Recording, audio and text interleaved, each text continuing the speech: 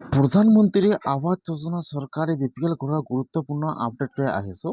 এইটো আপডেট হ'ল যিসকলৰ জিঅ'টেক সম্পূৰ্ণ হৈ গৈছে, এতিয়া কিন্তু সেইসকলে চৰকাৰী ঘৰৰ লিষ্টটো চেক কৰিব লাগিব যে আপোনালোকৰ চৰকাৰী ঘৰৰ লিষ্টত ভেৰিফাই লিষ্টত নামটো আহিছে নে অহা নাই। যিসকলে এইবাৰ চৰকাৰী ঘৰৰ কাৰণে আবেদন কৰিছিল অথবা জিঅ'টেক সম্পূৰ্ণ হৈ গ'ল, বহুতে কিন্তু এতিয়ালৈকে চৰকাৰী ঘৰৰ লিষ্টটো চেক কৰিব পৰা নাই যে কেনেকৈ লিষ্টটো চেক কৰিব লাগে, কেনেকুৱাকৈ আপোনালোকে চৰকাৰী বিপিএল ঘৰৰ নতুন জিঅ'টেক হোৱা লিষ্টটো আপোনালোকে আপোনাৰ নিজৰ মোবাইলৰ পৰা চেক কৰিব। মই আজি এইটো ভিডিঅ'ত আপোনালোকক সম্পূৰ্ণ প্ৰচেছ ষ্টেপ বাই ষ্টেপ দেখুৱাই দিম।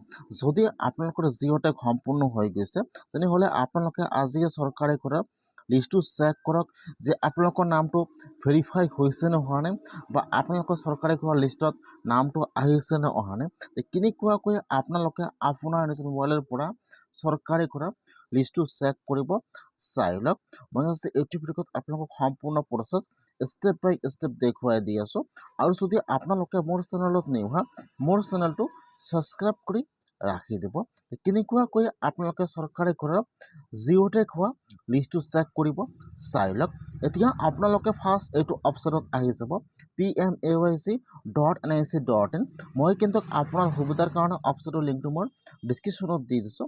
আপোনালোকে ডাইৰেক্ট ক্লিক কৰি ফাৰ্ষ্ট এইটো অপশ্যনত আহি যাব, আৱাজ শ্বপত ক্লিক কৰিব, তাৰে পিছত আপোনালোকে ৰিপৰ্টৰ ওপৰত ক্লিক কৰিব। ফাৰ্ষ্ট আৱাজ শ্বপ, তাৰে পিছত ৰিপৰ্ট। এতিয়া কিন্তু আপোনাৰ ওচৰত আৰু এটা নতুন পেজ ইয়াত অপেন হৈ যাব এনেকুৱাকৈ। এতিয়া আপোনালোকে অলপমান তলত আহি যাব, ইয়াত চাব, ইয়াত ABCDৰ অপশ্যন দিয়া থাকিব এনেকুৱাকৈ। এতিয়া আপোনালোকে অলপমান তলত আহি যাব, ইয়াত চাব, ইয়াত যিটো এছ নম্বৰ অপশ্যন দিয়া থাকিব ছ'চিয়েল অডিট ৰিপৰ্ট।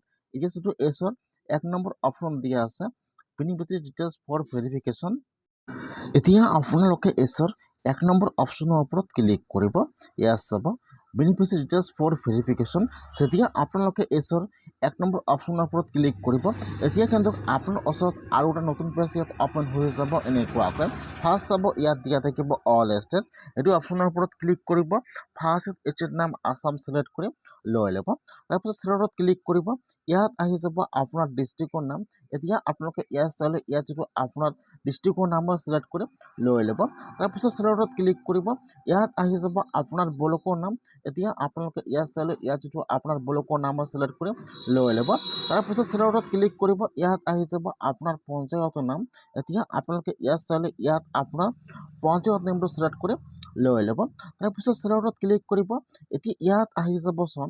এতিয়া কিন্তু আপোনালোকে ইয়াৰ পৰা যিকোনো চনৰ আপোনালোকে চৰকাৰী ঘৰৰ লিষ্টটো চাব পাৰিব। ইয়াত চাব, ইয়াত কিন্তু সকলো চন দিয়া আছে, 2010ৰ পৰা 2026লৈকে দিয়া আছে। এতিয়া আপোনালোকে যিমান চনৰ লিষ্টটো চেক কৰিব, আপোনালোকে ফাৰ্ষ্ট ইয়াৰ চনটো চিলেক্ট কৰি লৈ ল'ব। ইয়াত চাব, একেবাৰে তলত দিয়া আছে 25-26, যিহেতু আপোনালোকে নতুন লিষ্টটো চাব, সেইকাৰণে আপোনালোকে ইয়াৰ পৰা চনটো 25-26 ইয়াৰ পৰা চিলেক্ট কৰি লৈ ল'ব। ইয়াত চাব, একেবাৰে তলত দিয়া আছে 25 and 26, আপোনালোকে ইয়াৰ পৰা চনটো 25-26 চিলেক্ট কৰি লৈ ল'ব, তাৰপিছত চিলেক্টত ক্লিক কৰিব। ইয়াত 1 নম্বৰত অপশ্যন আহি যাব প্ৰধানমন্ত্ৰী আৱাস যোজনা গ্ৰামীণ, আপোনালোকে ইয়াৰ পৰা এইটো অপশ্যন চিলেক্ট কৰি লৈ ল'ব, তাৰপিছত ইয়াত আহি যাব কেপচা। এতিয়া আপোনাৰ তাত যিটো কেপচা আহি যায় -+ কৰি যি কেপচা হয়, এতিয়া আপোনালোকে ইয়াত কেপচাটো বহাই দিব। যদি ইয়াত কেপচা মিলা নাই তেনেহ'লে আপোনালোকে ইয়াত কেপচাটো ৰিফ্ৰেছ কৰিব, নতুন কেপচা আহি যাব, আপোনালোকে এতিয়া ইয়াত কেপচাটো বহাই দিব। কেপচাটো বহাই দি আপোনালোকে এতিয়া ছাবমিটৰ ওপৰত ক্লিক কৰিব। যেতিয়া আপোনালোকে কেপচাটো বহাই দি ছাবমিটৰ ওপৰত ক্লিক কৰিব, এতিয়া কিন্তু আপোনাৰ ওচৰত আপোনাৰ পঞ্চায়তৰ চৰকাৰী ঘৰৰ নতুন জিঅ'টেক হোৱা লিষ্টটো ইয়াত আহি যাব এনেকুৱাকৈ। যিসকলৰ সম্পূৰ্ণ ভেৰিফাই হৈ গৈছে সেইসকলৰ লিষ্টত নাম আহিব। যদি আপোনালোকৰ নামটো লিষ্টত আহিছে তেনেহ'লে কিন্তু আপোনালোকৰ একাউণ্টত চৰকাৰী ঘৰৰ পইচা সোমাই গৈছে। যদি সোমোৱা নাই, অতি সোনকালে আপোনালোকৰ একাউণ্টত চৰকাৰী ঘৰৰ পইচা সোমাই যাব। আপোনালোকে এনেকুৱাকৈ যিকোনো চৰকাৰী ঘৰৰ লিষ্ট কিন্তু আপোনালোকে এইটো অপশ্যনৰ পৰা চাব পাৰিব। যদি আপোনালোকৰ জিঅ'টেক সম্পূৰ্ণ হৈ গৈছে তেনেহ'লে আপোনালোকে এনেকুৱাকৈ চৰকাৰী ঘৰৰ লিষ্টটো আপোনালোকে আপোনাৰ মোবাইলৰ পৰা এনেকুৱাকৈ চেক কৰক। আজিৰ ভিডিঅ' ইমানেই আছিল। Geotag list check